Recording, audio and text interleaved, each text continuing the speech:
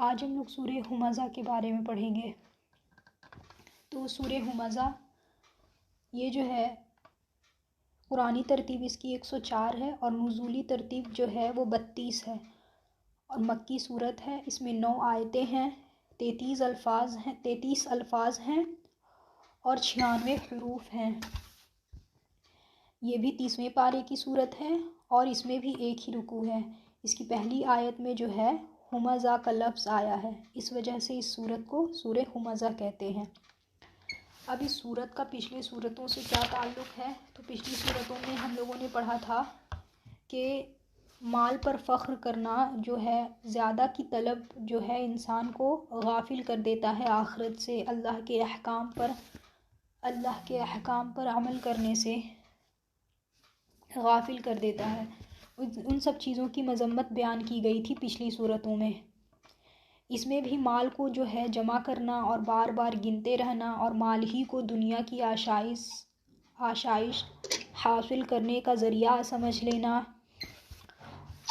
اور جن کے پاس مال نہ ہو، آپ لوگ میوٹ کر لیجئے پلیز۔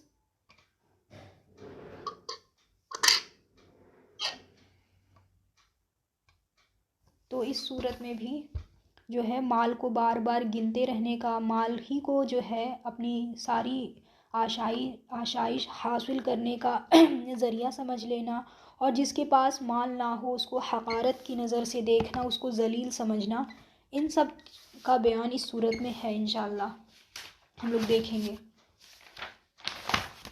اس کا شان نزول کیا ہے۔ تو حضور صلی اللہ علیہ وسلم کی اعلان نبوت کے بعد اپنوں نے، غیروں نے اور وہ ان لوگوں نے بھی جو آپ کی سچائی کی قسمیں کھاتے تھے، آپ کو امین کہتے تھے، آپ کے امین ہونے کا گن گاتے تھے، وہ سب کے سب تمام لوگ جو ہے وہ آپ کے مخالف ہو گئے، آپ کے خلاف میں کھڑے ہو گئے جب آپ صلی اللہ علیہ وسلم نے اپنی نبوت کا اعلان کیا۔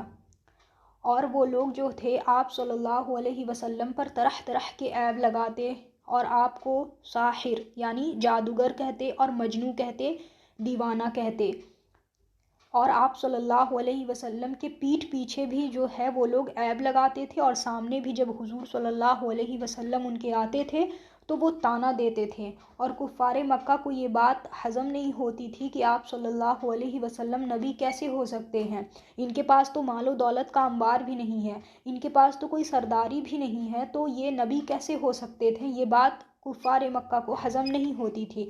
کفار مکہ میں جو تھے وہ لوگ جو آپ صلی اللہ علیہ وسلم کو پیٹھ پیچھے طعنے دیتے تھے، اور جب حضور سامنے آتے تھے ان کے تو وہ لوگ جو طعنے دیتے تھے اور پیٹھ پیچھے عیب لگاتے تھے، اس میں دو کفار مکہ کا جو ہے وہ ذکر آتا ہے جو بڑھ چڑھ کر کے یہ کام کرنے میں بڑھ چڑھ کر حصہ لیتے تھے۔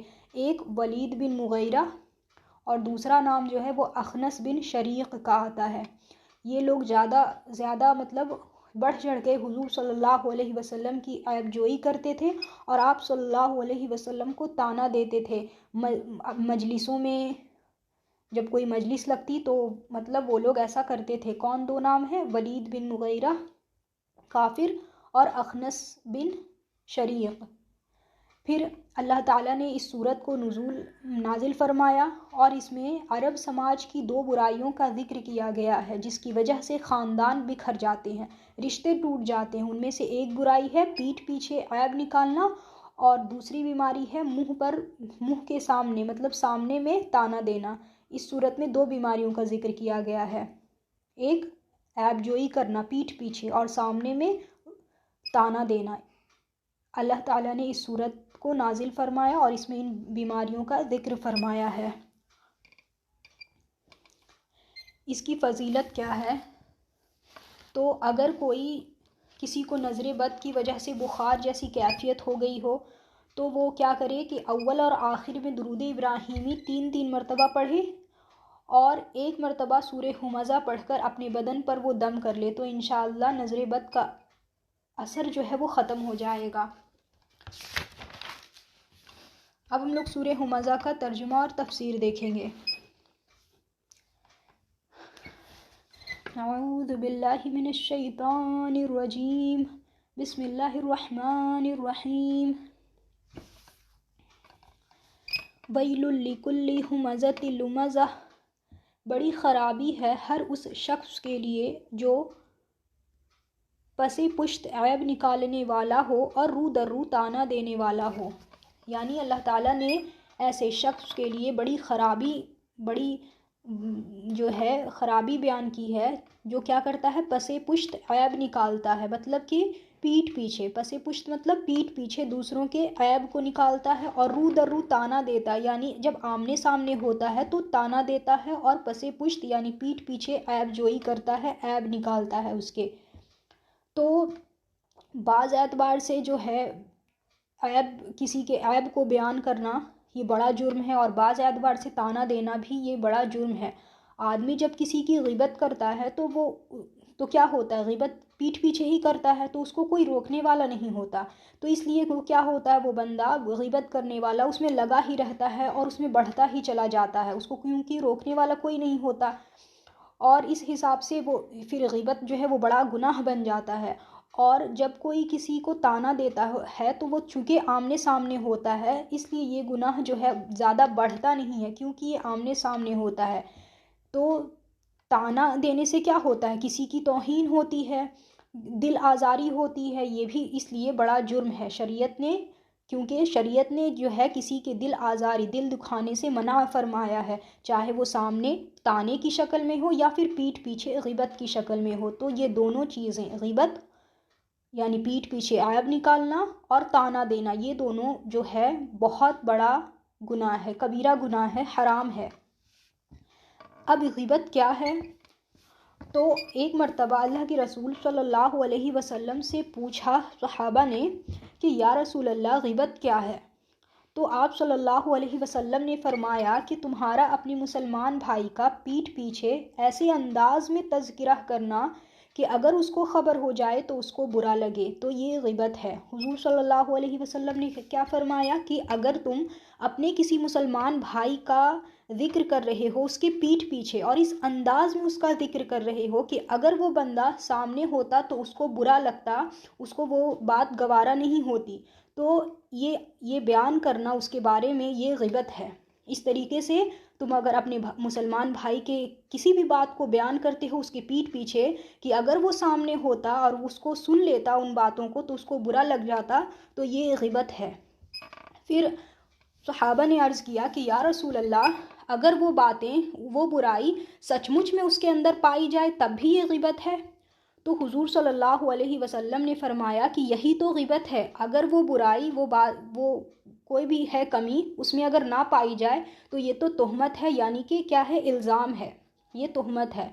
تو جو چیز پائی جائے کسی میں برائی، کوئی برا چیز، برائی، اور ہم اس کا ذکر جو ہے اس کے پیٹھ پیچھے کر رہے ہیں، اور لازمی ہے کہ اگر اس کے سامنے کریں تو اس کو برا لگے، تو یہی چیز جو ہے وہ غیبت کہلاتی ہے، کہ کسی کی برائی ہم اس کے پیٹھ پیچھے کریں، وہ پریزنٹ نہ ہو اور اس کے مطلب ایبسنس میں ہم لوگ اس کا مطلب اس طریقے سے ذکر کریں کہ اگر وہ سامنے ہوتا تو اس کو برا لگ جاتا، تو یہی چیز غیبت ہے۔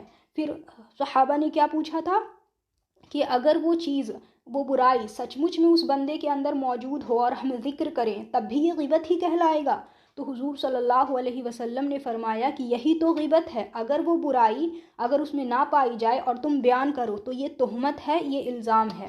تو لہٰذا یہ دونوں ہی بڑا گناہ ہے، غیبت بھی اور تہمت بھی۔ قرآن میں بھی غیبت کے بیان میں اللہ تعالیٰ نے فرمایا ہے کہ تم میں سے کوئی ایک دوسرے کی غیبت نہ کرو، یہ حرام ہے، کبیرہ گناہ ہے، بڑا گناہ ہے۔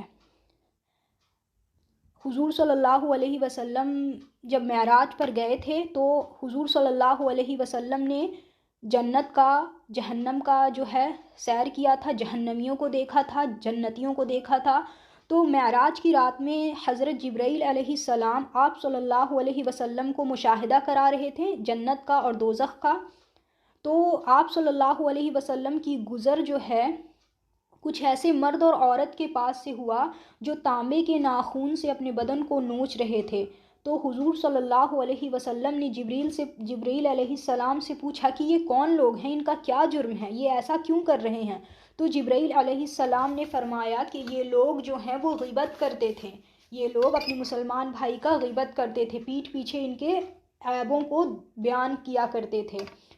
پھر آپ صلی اللہ علیہ وسلم کا گزر اور آگے ہوا تو کچھ مرد اور عورت جو تھے اپنے چھاتیوں کے بل دوزخ میں لٹکے ہوئے تھے، آگ ان کو بھون رہی تھی۔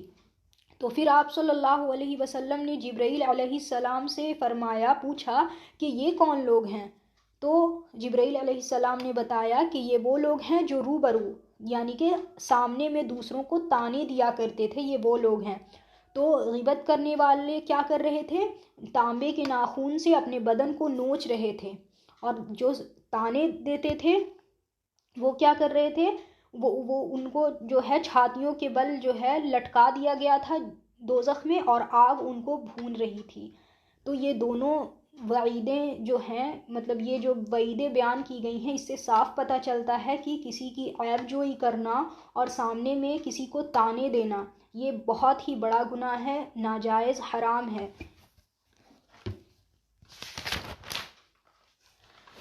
اسی سے ریلیٹڈ ایک اور بات سمجھی جائے کہ اگر کوئی کسی چیز کا ذمہ دار ہے اور وہ اپنی ذمہ داری صحیح طریقے سے نہیں نبھا رہا ہے، تو اس کو صحیح کرنے کے لیے اس کی شکایت اوپر تک کرنا یہ غیبت میں شامل نہیں ہے۔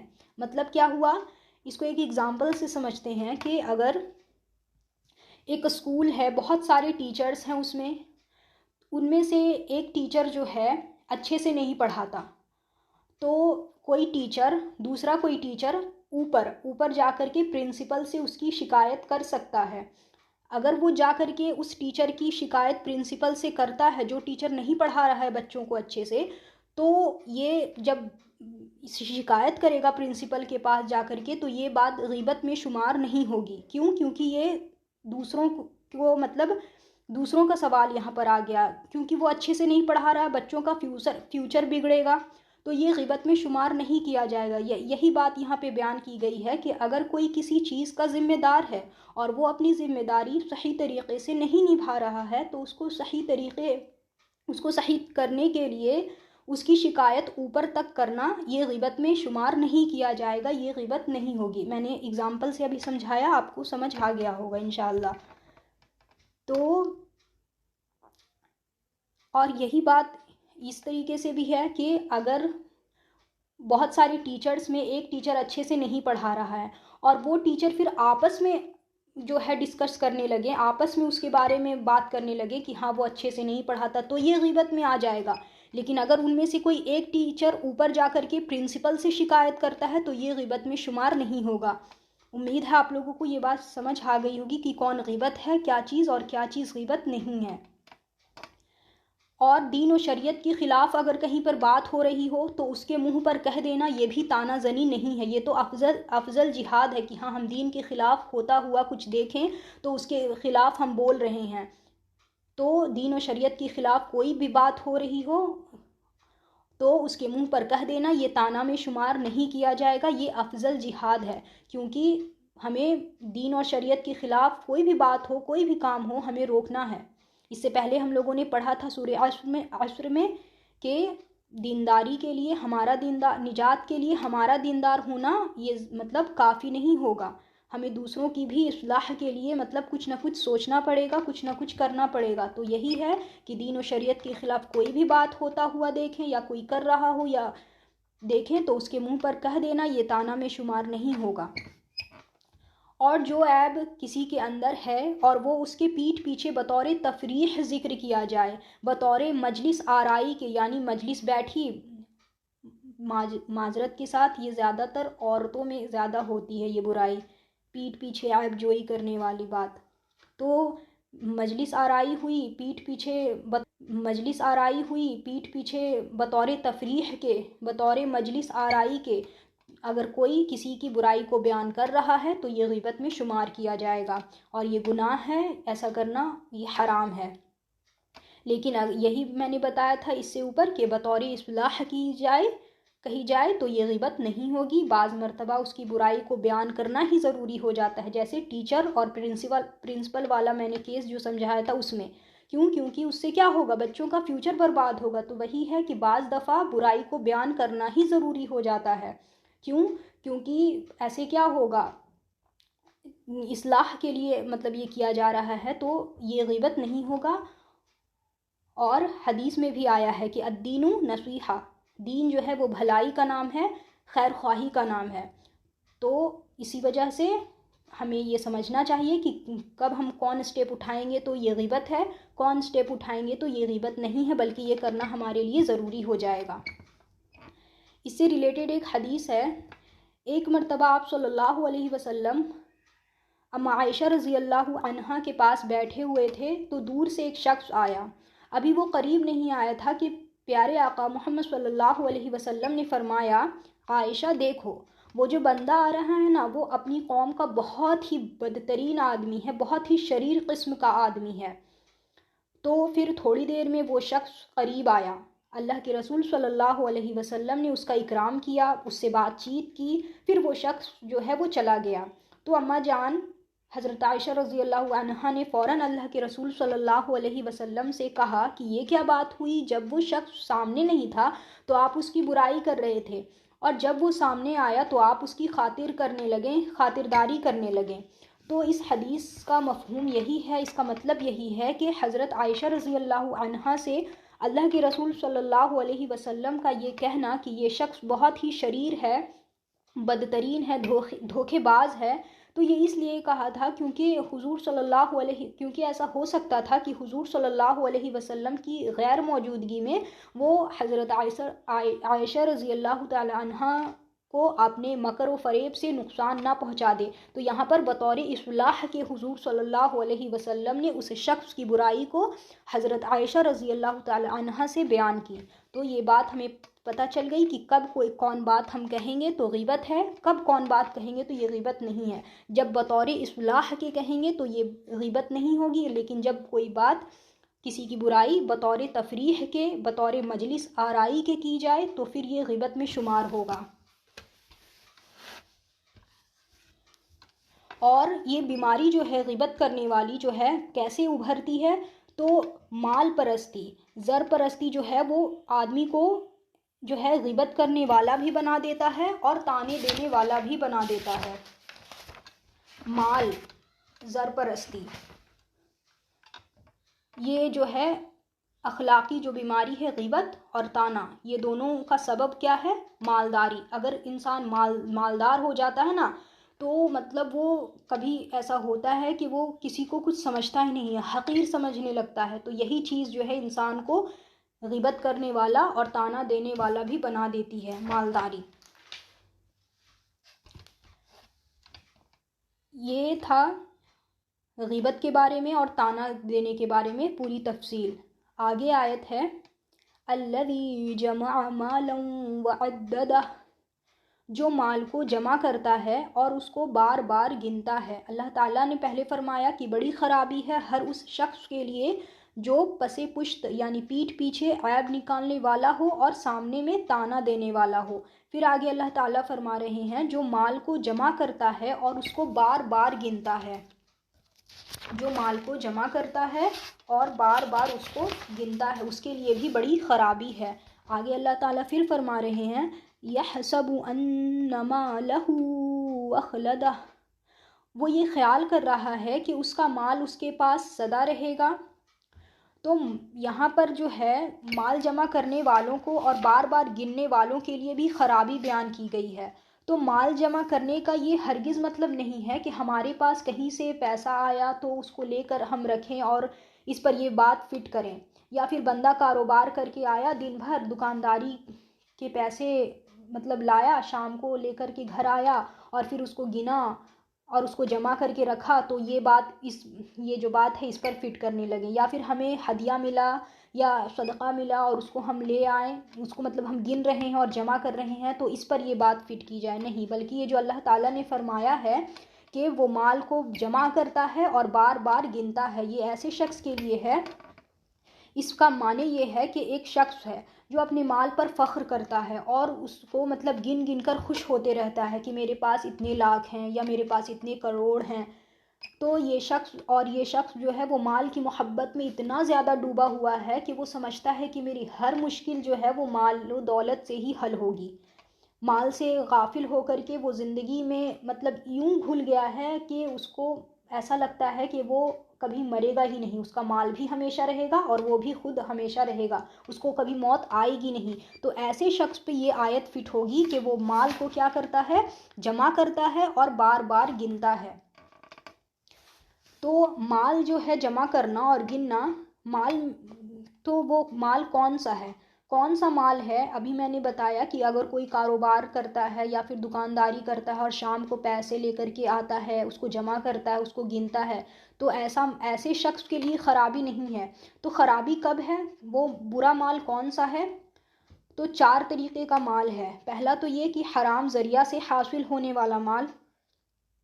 دوسرا، جو بھی جمع کیا ہوا مال ہے اس سے شریعت کے حقوق ادا نہ کیے جائیں، مطلب کہ زکوٰۃ ادا نہ کیا جائے، فطرہ ادا نہ کیا جائے، اور جن کا جو بھی حق ہے ان کے حقوق کو ادا نہ کیا جائے، تب مال میں خرابی آ جاتی ہے۔ اور جب پہلا میں نے بتایا تھا حرام ذریعہ سے کمایا گیا مال۔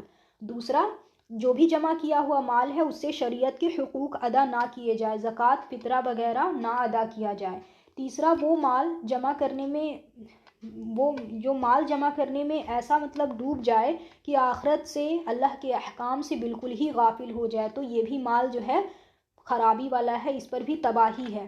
وہ مال مطلب جو مال جمع کرنے میں ایسا ڈوب جائے، ایسا کھو جائے کہ آخرت سے بالکل اس سے کوئی پرواہ ہی نہ ہو اور اللہ تعالیٰ کے کیا حکم ہے اس سے وہ بالکل غافل ہو جائے جس مال کی وجہ سے، تو ایسے مال کے لیے خرابی ہے۔ چوتھا، کہ اللہ پر توکل کے بجائے صرف اپنے مال پر ہی بھروسہ کرے اور مطلب آفات کے نجات کا ذریعہ جو ہے وہ مال ہی کو سمجھے، مطلب اللہ تعالیٰ پر توکل کرنے کے بجائے مال ہی کو اپنا سب کچھ سمجھے، نجات کا ذریعہ بھی مال ہی کو سمجھے، اللہ تعالیٰ پر جو ہے کوئی توکل نہ ہو، سب بھروسہ جو ہے وہ صرف مال پر ہو۔ تو ان 4 وجہ سے جو ہے وہ مال جو ہوتا ہے وہ برا ہو جاتا ہے۔ پہلا، حرام ذریعہ سے کمایا گیا۔ دوسرا، جمع کیے ہوئے مال سے شریعت کے حقوق ادا نہ کیے جانے پر وہ مال برا ہے۔ اور تیسرا، کہ مال کی وجہ سے آخرت سے اور اللہ تعالیٰ کے احکام سے بالکل غافل ہو جانا۔ اور چوتھا، اللہ تعالیٰ پر توکل کے بجائے مال ہی پر بھروسہ کرنا اور اسی کو نجات کا ذریعہ سمجھ لینا، تو اس پر بھی جو ہے یہ بھی مال جو ہے وہ برا ہے۔ آگے چوتھی آیت ہے، کَلَّا لَيُنبَذَنَّ فِي الْحُطَمَةِ، ہرگز نہیں، واللہ وہ شخص ایسی آگ میں ڈالا جائے گا جس میں جو کچھ پڑے وہ اس کو توڑ پھوڑ دے۔ اللہ تعالیٰ نے اس کے پہلے کیا فرمایا تھا کہ وہ یہ خیال کر رہا ہے کہ اس کا مال اس کے پاس سدا رہے گا۔ آگے اللہ تعالیٰ فرما رہے ہیں ہرگز نہیں، اس کا مال اس کے پاس سدا نہیں رہے گا، واللہ وہ شخص ایسی آگ میں ڈالا جائے گا جس میں جو کچھ پڑے وہ اس کو توڑ پھوڑ دے۔ آگے اللہ تعالیٰ فرما رہے ہیں وَمَا أَدْرَاكَ مَا الْحُطَمَةُ، اور آپ کو کچھ معلوم ہے وہ توڑ پھوڑ کرنے والی آگ کیسی ہے؟ یہ میں نے بتایا تھا کہ عربی میں مطلب اس طریقے کے الفاظ یوز کیے جاتے ہیں، اور آپ کو کچھ معلوم ہے کہ وہ توڑ پھوڑ کرنے والی آگ کیسی ہے؟ نار اللہ الموقدہ، یہ اللہ کی آگ ہے۔ اللہ اکبر۔ اللہ تعالیٰ فرما رہے ہیں کہ آپ کو معلوم ہے کہ وہ توڑ پھوڑ کرنے والی آگ کیسی ہے، تو اللہ تعالیٰ پھر فرما رہے ہیں کہ یہ اللہ کی آگ ہے۔ پورے قرآن میں دوزخ کی آگ کا ذکر ہے لیکن اس کی نسبت اللہ کی طرف نہیں کی گئی ہے، صرف یہی صورت ہے جس میں اللہ تعالیٰ نے فرمایا ہے کہ یہ اللہ کی آگ ہے، یہ اللہ کی آگ ہے۔ آگے اللہ تعالیٰ فرما رہے ہیں التی تطلع علی الافئدہ، جو سلگائی گئی ہے، جو سلگائی گئی ہے، انہا علیہم مؤصدہ، جو دلوں تک جا پہنچے گی، فی عمد ممددہ، وہ ان پر بند کر دی جائے گی بڑے لمبے لمبے ستونوں میں۔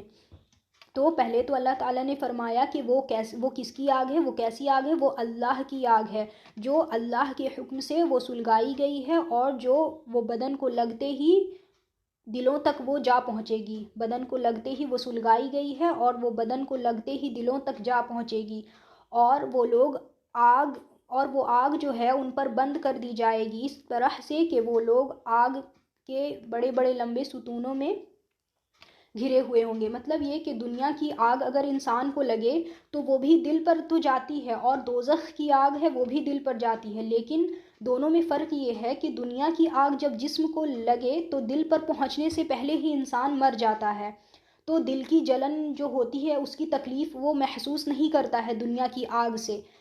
لیکن دوزخ کی آگ ایسی ہوگی کہ آدمی کا جسم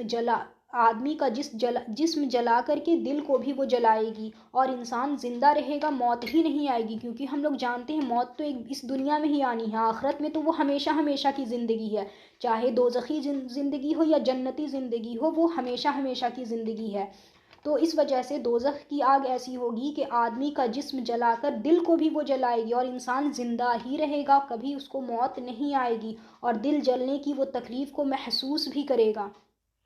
دنیا میں تو کیا ہوتا ہے، دل تک آگ پہنچنے سے پہلے ہی انسان جو ہے وہ مر جاتا ہے، لیکن دوزخ میں تو موت نہیں آئے گی، وہ ہمیشہ ہمیشہ کی آخرت کی زندگی ہے، تو دل کے جلن کو وہ محسوس بھی کرے گی، دل کی جلن کی وجہ سے جو تکلیف ہوگی وہ اس کو محسوس بھی ہوگا۔ تو اور بعض روایتوں میں یہ آتا ہے کہ اس آگ کے اوپر ان کو ڈال دیا جائے گا، پھر اس پر سے ڈھکن لگا دیا جائے گا، اور پھر اس پر جو ہے وہ ستون کھڑے کر دیے جائیں گے، یعنی بڑے بڑے بڑے پلر جو ہے اس پر کھڑے کر دیے جائیں گے، اور اس کو اسی آگ میں بند کر دیا جائے گا۔ اللہ اکبر، اللہ ہم سب کو جہنم کی آگ سے بچائے۔ تو یہ سورہ ہمزہ کا ترجمہ اور تفسیر تھا۔ آپ لوگ کو جو بھی پوچھنا ہے آپ لوگ پوچھ لیجیے گا۔